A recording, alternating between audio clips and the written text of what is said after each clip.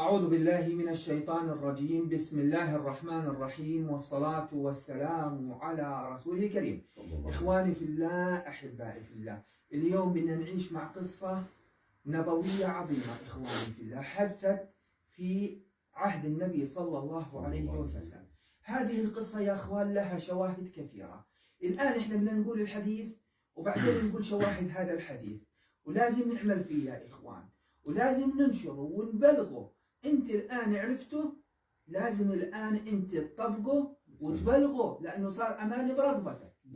فلذلك اخواني في الله، الله الدال على الخير كفاعله. قصتنا اليوم يا اخوان بالعاميه، النبي صلى الله عليه وسلم وضع سيدنا ابو هريره حارس على بيت زكاه المؤمنين. لموا صدقه رمضان وحطوها ببيت ابو هريره، فقالوا لأبو هريرة: دير بالك يا أبو هريرة، الآن هذه أمانة. فأبو هريرة رضي الله عنه وضع المال عنده. بالليلة الأولى يا إخوان جاءه رجل، جاءه شخص سارق، فصار يسرق من بيت مال المسلمين. سيدنا أبو هريرة مسكه، فصار هذا الرجل: بالله عليك، عندي عيال جوعة وعندي شفق عليه أبو بكر أو أبو هريرة رضي الله عنه، شفق عليه وتركه. ثاني يوم الصبح أبو هريرة ما تحدث، ما سولف. ثاني يوم الصبح النبي بيقول له: يا أبا هريرة، ما فعل أسيرك الليلة أو البارحة؟ شو فعل؟ مين قال للنبي؟ مين قال له؟ اللهم صل على محمد. الله سبحانه وتعالى. الله قال للنبي؟ أبلغه يا زلمة، أبلغ عن طريق مين؟ عن طريق الوحي. عن طريق الوحي. نعم. من هو الوحي؟ جبريل عليه السلام. سيدنا جبريل عليه السلام. وداع النبي عليه الصلاة والسلام وبلغ، وصار 1 2 3. النبي ما بيعلم بالغيب. نعم. صح ولا لا يا اخوان؟ نعم. النبي حبيبنا وسيد البشرية، لكن لا أحد يعلم بالغيب إلا الله بس. سبحانه وتعالى. فقال له: يا رسول الله، فعل كذا وكذا. شو قال له النبي؟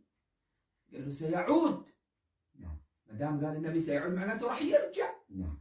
ثاني يوم رجع، مسكه، عمل نفس الشيء. نعم. بتحب الله، مشان الله شفق عليه وتركه. نعم. والليلة الثالثة قال له النبي سيعود، والليلة الثالثة قال له: خلص وعدني يا رسول الله انه ما يرجع. قال له: لا راح يرجع. مسكه، قال له: الآن خلاص، الآن لازم أخذك للنبي. لغاية هذه اللحظة سيدنا أبو هريرة ما بيعرفش مين هذا. نعم. فمسكه سيدنا أبو هريرة، قال له: لا، اليوم ما فيه، اليوم خلص، اليوم عن النبي. قال له: اسمع، طيب اسمع يا أبا هريرة، بدي أعلمك شيء ينفعك عند الله وينفعك بالدنيا. صفقة عقد مع سيدنا أبو هريرة صفقة. قال له: شو؟ يعني واحد بقول لك بدي أعطيك شيء يوديك على الجنة، كيف راح تنبسط؟ كيف الصحابة؟ قال له: شو؟ قال له: اسمع، إذا أويت إلى فراشك، إجيت تنام، اقرأ آية الكرسي. إذا قرأت آية الكرسي يكون عليك حافظ من الله ولا يقربك شيطان. ما بيقربك شيطان. وفي رواية أخرى إخواني في الله، قال له: اليوم بدي أعلمك شيء في سبيل إنك تتركني، يعني سوي معك صفقة. قال له: بس تيجي تنام اقرأ آية الكرسي على مالك أو على عيالك، وبس تيجي تنام اقراها، ما بيقربهن شيطان. يعني كيف المال ما بيقربه شيطان؟ يعني في مال بروح كله ولا بتشعر انه راح، ما فيهوش بركه، لا بس تقرا عليه آية الكرسي بصير البركه فيه. قال له: طيب. وقال له: آية بس تقراها، هذه الآية بتحفظها. قال له: اقرا لي اياها. قال له: انا ما بستطيع اقراها. مش قادر يقراها. عارفين ليش يا اخوان؟ لانه هذا ابليس. ابليس ما بيقدر آية الكرسي. فلذلك يا اخوان، اي واحد عنده مريض، اي واحد عنده حاله، اي واحد بيشوف زوالات، يقرا آية الكرسي والمعوذات وبتطرده ان شاء الله، بتطرد الشيطان يا اخوان. ثالث يوم راح النبي، قال له: ما فعل اسيرك الليله؟ قال له: يا رسول الله، عمل 1 2 3 مثل ما ذكرنا الان. شو قال النبي يا اخوان؟ قال له الرسول عليه السلام، قال له: يا ابا هريره، صدق، كلامه صح. النبي أكد صحة كلامه. صدق يا أبا هريرة، صدق وهو كذوب. الله هو كذاب، الله لكنه في هذه المسألة صدق. صدق. نعم. أتدري من ضيفك منذ 3 أيام يا أبا هريرة؟